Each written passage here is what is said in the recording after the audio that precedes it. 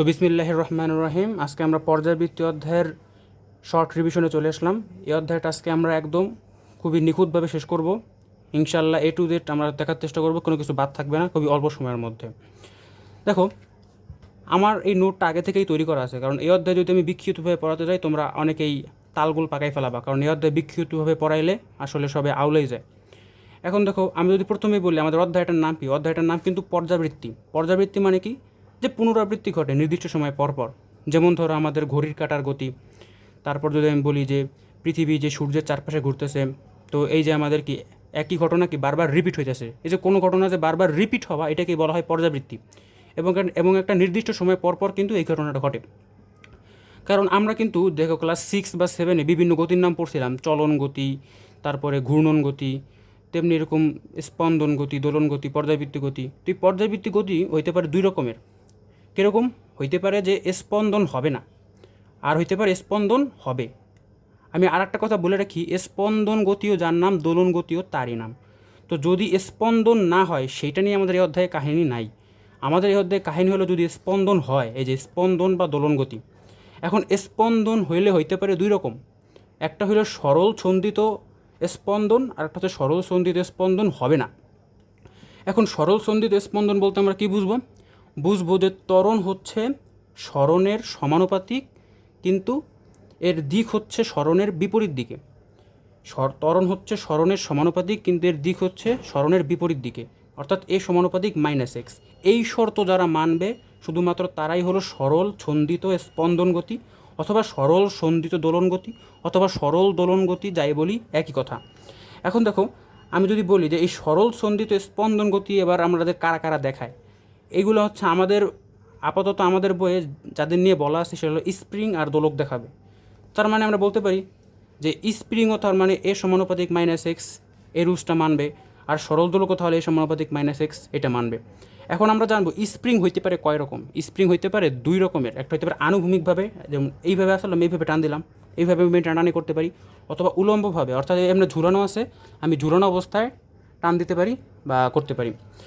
এখন আর সরল দোলক হইতে পারে এক রকমের, তো সেটা আমরা জানি, যেটা আমরা বিভিন্ন দেখেছি যে দোলক ঘড়ির নিচে যে থাকে দোলকের মতো, ওইটাকে আমরা কী বলি? ওইটাকে হচ্ছে আমরা বলি সরল দোলক।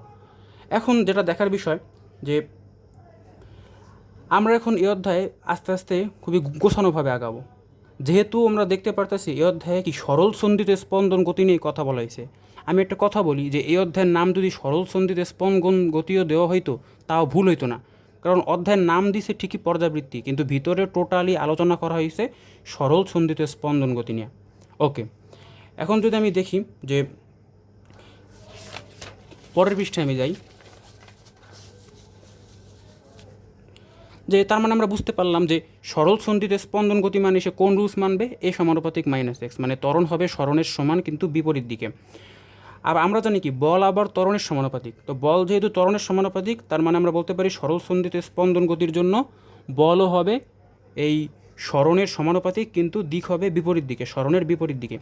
আমি যদি এই সমানুপাতিক চিহ্নটা এখান থেকে উঠাইতে চাই, তার মানে আমরা দেখব, আমরা যদি সমানুপাতিক চিহ্নটা এখান থেকে উঠাইতে চাই, এখানে আমরা একটা ধ্রুবক আসবে। তো যদি এই ধ্রুবকটা আসে, এই যে আসলে ধ্রুবককে, একে হচ্ছে আমরা বলি বল ধ্রুবক অথবা স্প্রিং ধ্রুবক।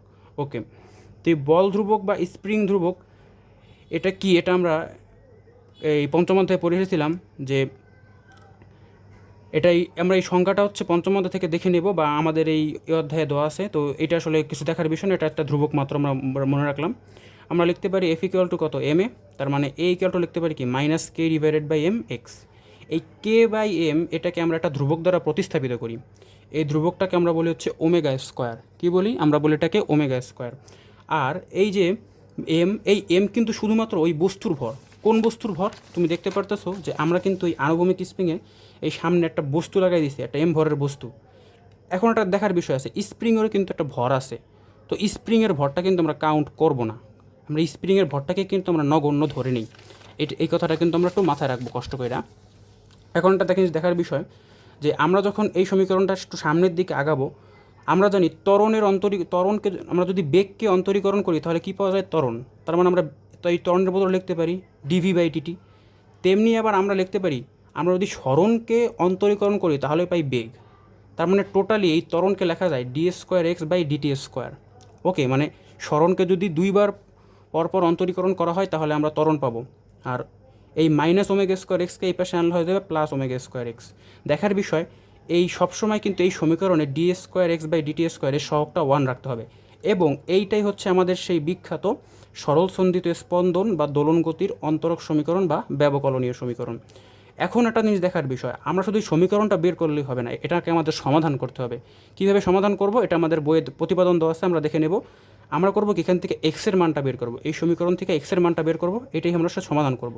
তো যদি সমাধান করি মানে এক্সের মান বের করি, তাহলে হচ্ছে আমরা এটা পাবো x = a sin ωt plus delta, এবং এই সমীকরণটাই হলো আমাদের, মানে এক্সের মানটা আমি বের করলাম, এবং এই সমীকরণটাই হলো আমাদের সরল দোলন গতিসম্পন্ন কোনো কণার গতির সমীকরণ। এখন এই সমীকরণটাকে আমরা ভালো মতো জানবো। আগেই বলে নেই, এই সমীকরণ নিয়ে আমি যতবারই কাজ করতে যাব ক্যালকুলেটর অলওয়েজ রেডিয়ান মোডে রেখে নেব। রেডিয়ান মোডে রেখে না ফরজ এই ক্যালকুলেশনের জন্য। এই এক্সটা কি, এই এক্স হলো সাম্যাবস্থা হতে সরণ। সাম্যাবস্থা মানে কোনটা? সাম্যাবস্থা হচ্ছে এক একটার জন্য এক এক রকম। আমি যদি আনুভূমিক স্প্রিংয়ের জন্য বলি, তুমি একটা m ভরের বস্তু লাগাইয়া ওকে তুমি এক জায়গায় রেখে দিলা, একটু টান দিয়ে রেখে দিলা। এখন যদি দেখো স্প্রিং যদি না নড়ে তাহলে বুঝবো ওইটার সাম্যাবস্থা। যেমন এখানে আমি একটু m ভরের একটা বস্তু লাগাই একটু সামনে টান দিয়ে রাখছি, দেখতেছি ও আর নড়ে না, তার মানে এইটাই হচ্ছে সাম্যাবস্থা। এরপরে তুমি দেখতে পাচ্ছ এই যে একটা উলম্বী স্প্রিং, প্রথমে কিন্তু আমি কোনো ভর লাগাই নাই, কিন্তু যখন আমি ভর লাগাইছি তখন কিন্তু ওই একটু ঝুলে পড়ছে, ঝুলে পড়ার কারণে এইটা হলো সাম্যাবস্থা। আর সরল দোলকের জন্য ওই দোলকটা যখন এই যে মধ্য অবস্থানে থাকে বা মিডল পয়েন্টে থাকে, ওর জন্য এটা হচ্ছে সাম্যাবস্থা। আর সাম্যাবস্থার জন্য আমরা x = ধরি 0।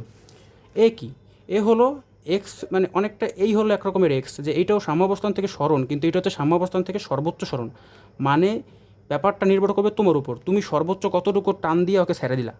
আমরা জানি স্প্রিংকে যদি আমরা টান দিয়ে ছেড়ে দিও কিন্তু এরকম আসা যাওয়া করবে, আবার সরল দোলককে যদি এরকম ধাক্কা দিয়ে দিও কিন্তু এরকম আসা যাওয়া করবে। তার মানে এটা হচ্ছে আমাদের সরল সন্ধিত স্পন্দন গতি নিয়ে আমরা কাজ করতেছি।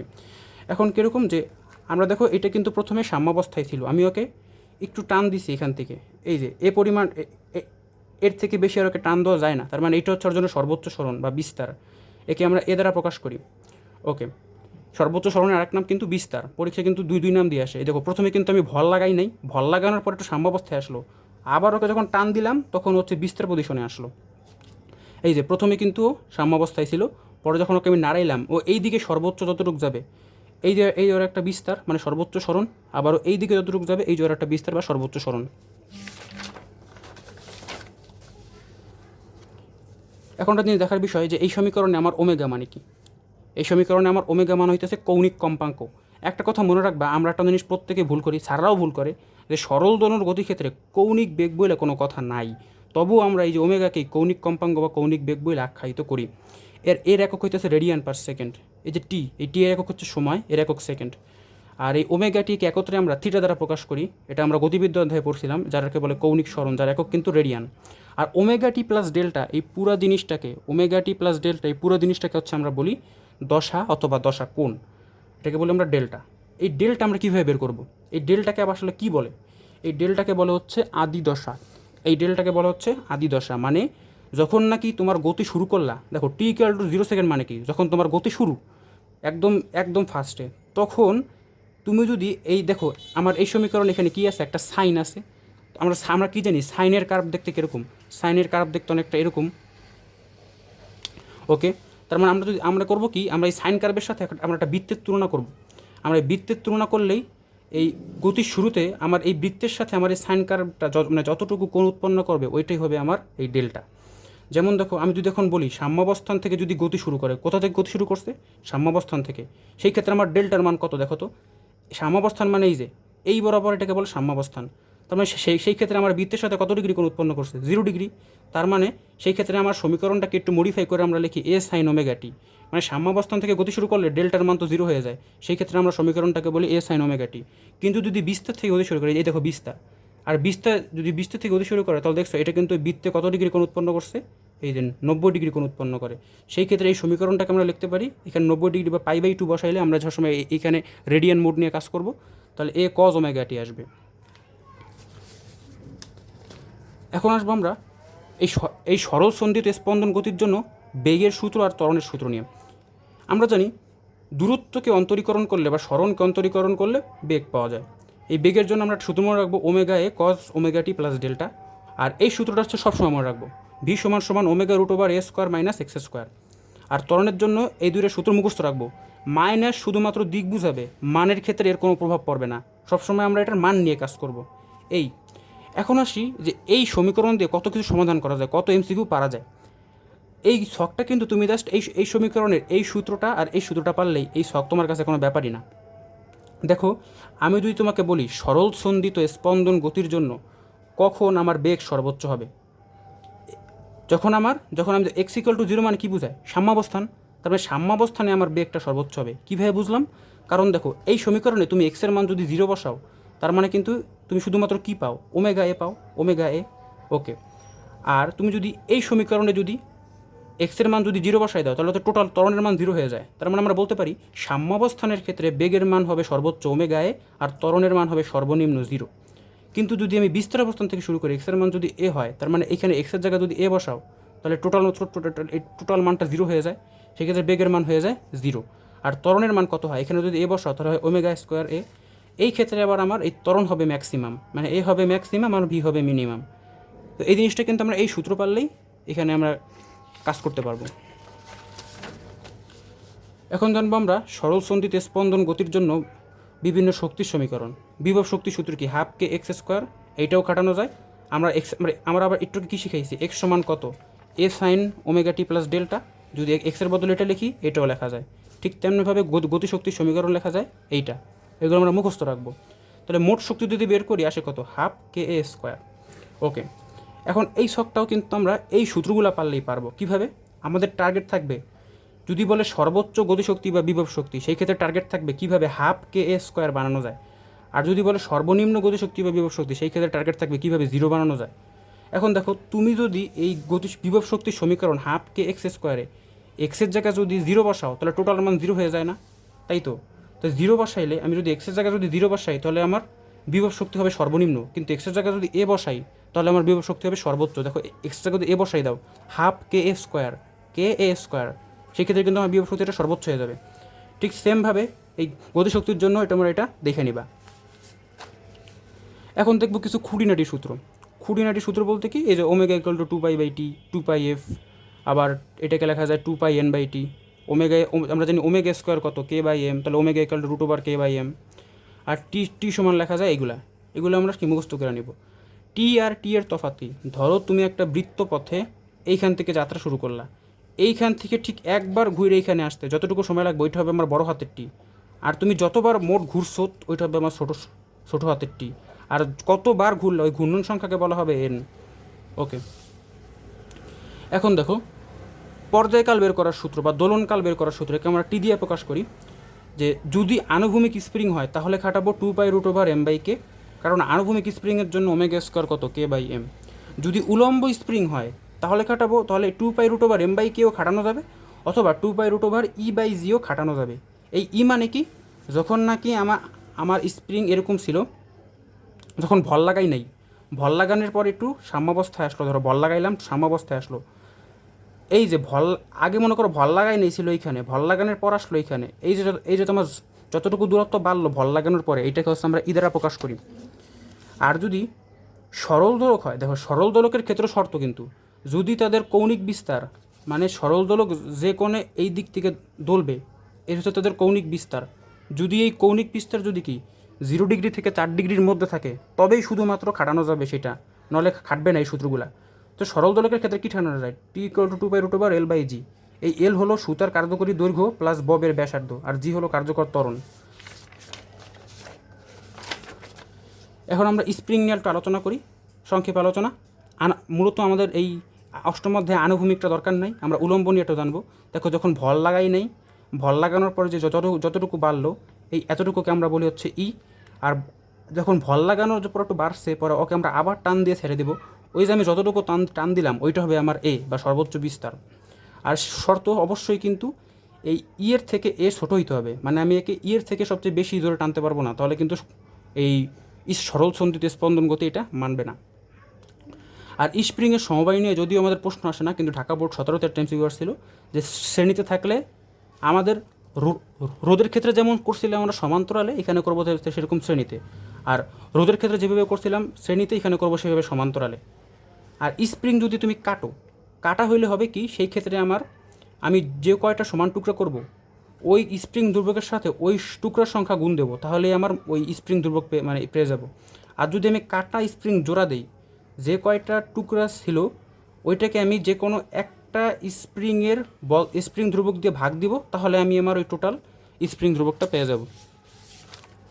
লাস্ট টপিক দেখো, লাস্ট টপিক কি, আমাদের এই সরল সন্ধিত স্পন্দন গতি। আমরা বলছিলাম তিনটা জিনিস নিয়ে আমাদের আলোচনা। আমি আবারও বলি, এই অধ্যায়ের নাম পর্যাবৃত্ত গতি তো ঠিক হয় নাই, বাচ্চারা প্রায় আউলেই যায়। এই অধ্যায়ের নাম সবচেয়ে ভালো হইতো কি, যদি কী দেওয়া হইতো, সরল সন্ধিত স্পন্দন গতি।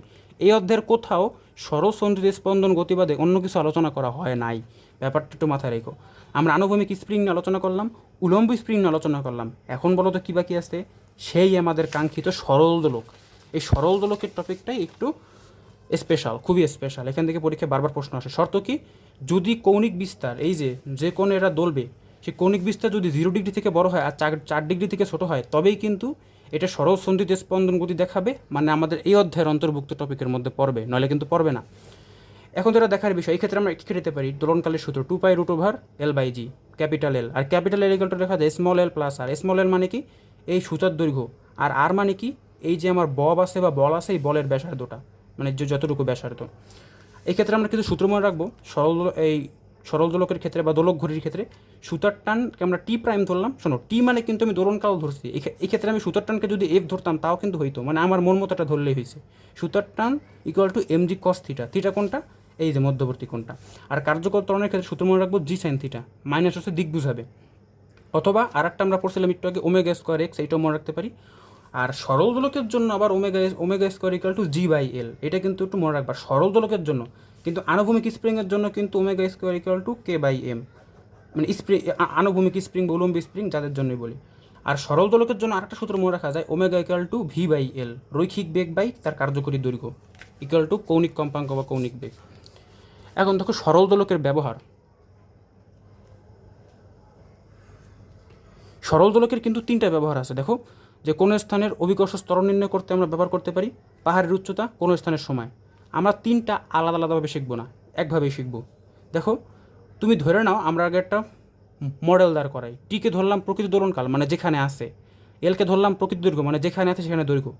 জিকে ধরলাম যেখানে আছে সেখানকার ত্বরণ। আর আর মনে করো আমি অন্য কোথাও নিয়ে গেলাম, তার মানে পরিবর্তন হয়ে গেল। টি প্রাইম হলো পরিবর্তিত দোলনকাল, পরিবর্তিত দৈর্ঘ্য, পরিবর্তিত জি।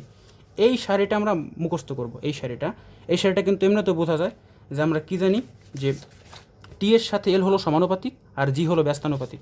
এখান থেকে কিন্তু এই সারিটা লেখা যায়, টি এর সাথে এল সমানুপাতিক, এল ব্যস্তানুপাতিক। কিন্তু যদি টি ধ্রুব হয়, সেই ক্ষেত্রে আবার এল আর জি কিন্তু সমানুপাতিক হয়ে যাবে। এই জিনিসটা মাথায় রাখবা। আর কিন্তু পৃথিবীর ব্যাসার্ধ। যদি আমার পৃথিবীর উপরে কোনো পাহাড় দেওয়া থাকে, তাহলে সেই পাহাড়ের উচ্চতা নির্ণয়ের সূত্র হচ্ছে এইটা, মানে এই পাদদেশের সময়কাল হচ্ছে টি ধরছি আমি, আর পাহাড়ের উচ্চতায় নেওয়ার পর এটাকে ধরছি আমি TH। আর GE/GS মনে রাখবা, আর প্লাস এইচ হোল স্কোয়ার, আর স্কোয়ার। আর মানে পৃথিবীর ব্যাসার্ধ, আর এইচ মানে পাহাড়ের উচ্চতা। আর পৃথিবীর ব্যাসার্ধটা মনে রাখবা 6.4 × 10⁶ মিটার। এখন দিনে n সেকেন্ড ফাস্ট বা স্লো হলে আমরা এই সারিটা খাটাবো। এই সারি আর এই সারি একই, কিন্তু ব্যাপারটা কি, যে এই সারিতে আমি হচ্ছে টি আর টি প্রাইম দিয়ে দেখাইছি, আর এখানে আমি TE আর টি হাই দিয়ে দেখাইছি। মানে এটা হচ্ছে পৃথিবীর পাদদেশে, আর এটা হচ্ছে পাহাড়ের উচ্চতায়। এই সারিটা মুখস্থ করবা, আর কোনো অঙ্কে বাদবা না। আর যদি বলে ঘন্টা n সেকেন্ড ফাস্ট বা স্লো, সেই ক্ষেত্রে কি ৮৬,৪০০ জায়গায় ৩৬ ইউজ করবা। খেয়াল করবা, প্রশ্নে কি দিনে বলছে না ঘন্টায় বলছে, এটা কিন্তু ঝামেলা করবে। ওকে, আর যদি সেকেন্ড দোলক বলে, সেই ক্ষেত্রে আমরা 2 সেকেন্ড ফিক্সড। এখন আমরা শেষ পর্যায়ে একদম চলে এসেছি। যদি বলে তাপমাত্রার প্রভাব, শীতকাল হলে কি ঠান্ডা হলে দৈর্ঘ্য কমবে, আর দৈর্ঘ্য কমলে দোলনকাল কমবে। কীভাবে বুঝলাম, কারণ দৈর্ঘ্য আর দোলনকাল সমানুপাতিক। দৈর্ঘ্য কমলে দোলনকাল কমবে, আর দোলনকাল কমলে হয় কি দ্রুত চলে, আর দ্রুত চললে মনে বোঝায় সময় লাভ করে। গরমকালে উল্টা কাহিনী। ওকে, পাহাড়ে উঠলে বা খনিতে নামলে, মানে পৃথিবীর পৃষ্ঠ থেকে আমি উপরে উঠি বা নিচেই নামি, জি এর মান কিন্তু কমেই। ঠিক আছে, শুধু পৃথিবীর পৃষ্ঠেই কিন্তু বেশি। ঠিক আছে, তো জি কমলে হবে কি, টি বাড়বে, কারণ জি আর টি যেহেতু ব্যস্তানুপাতিক। আর টি বাড়লে কী হবে, ধীরে চলবে বা সময় হারাবে। আর মেরু অঞ্চলে আমরা জানি কি, জি এর মান বেশি, তার মানে টি কম, তার মানে দোলক ঘড়ি দ্রুত চলবে। দেখো আমরা যদি লিফট দিয়ে উপরে উঠি, একটা যদি দোলক ঘুরে নিয়ে, সেই ক্ষেত্রে আমরা কী করব, ওই লিফটের ত্বরণটা যোগ করব, আর যদি লিফট দিয়ে নিচে নামি ত্বরণটা বিয়োগ দেবো। শিশুর দোলনা কাহিনী, এখান থেকে একটা এমসিকিউ আসছে যে একটা শিশু যদি বসে দোল খায়, দেখো কোনো একটা শিশু যদি বসে দোল খায়, এই যে আমার দোলনা, আর সে বসে দোল খাইতেছে, সে যদি বসে দোল খায় তাহলে কিন্তু তার থেকে ওই সুতার দূরত্বটা অনেক বেশি হয়ে যায়। কিন্তু সে যদি দাঁড়ায় দোল খায়, তার থেকে কিন্তু ওই সুতার দূরত্বটা কম হয়ে যায়। তার মানে কি, দাঁড়ায় দোল খাইলে কি দৈর্ঘ্য কমে, দৈর্ঘ্য কমলে কি টি কমে, টি কমলে কি দোলনকাল কমে। টিক টিক বলতে কি বোঝায়, এইখান থেকে এই পর্যন্ত একবার আসতে ওইটাকে বলে একটা টিক, 1 সেকেন্ড। আবার এইখান থেকে এই পর্যন্ত আরেকবার আসতে একটা টিক বা 1 সেকেন্ড, এই দুইটা মিল হয় 2 সেকেন্ড, এটাকে বলি আমরা সেকেন্ড দোলক। বই থেকে আমরা কিছু গ্রাফ দেখে নিব। আর অভিকর্ষ ত্বরণটা আমি এক নাকারে দেখাই দিই। পৃথিবীর কেন্দ্রে হচ্ছে অভিকর্ষ ত্বরণ 0, এর আর পৃথিবীর পৃষ্ঠ হচ্ছে 9.8, এর থেকে নিচে গেলেও কমবে, উপরে গেলেও কমবে। মহাকাশে জি এর মান 0, কৃত্রিম উপগ্রহে জি এর মান 0, আর চাঁদে হচ্ছে আমার অভিকর্ষ ত্বরণের মান কি, পৃথিবীর পৃষ্ঠের থেকে 1/6 ভাগ।